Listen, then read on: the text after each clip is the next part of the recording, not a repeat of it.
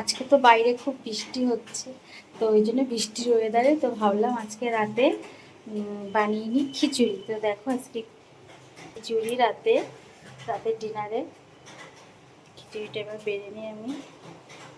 গরম গরম খিচুড়ি।